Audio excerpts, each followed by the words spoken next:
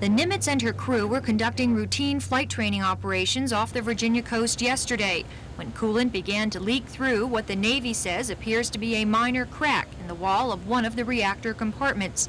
The spill was contained inside the reactor plant, and according to the Navy, there was no danger to the reactor core.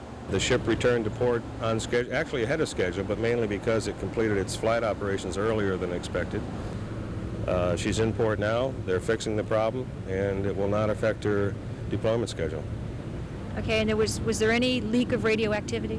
Absolutely none. Nobody on the ship was endangered.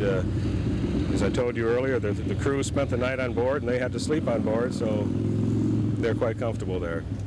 Commander Lois says Atlantic Fleet Navy Air Force Commander Vice Admiral George Kinnear was notified of the leak immediately.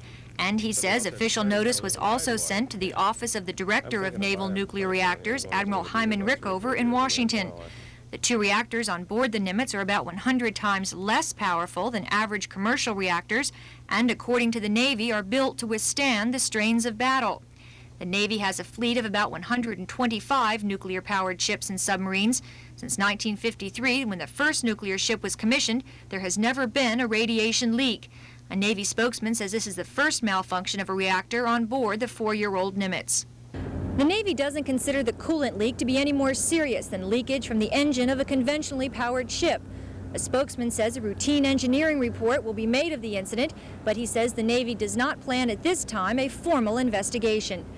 Joan Gartland, Area 10 Eyewitness News, Norfolk.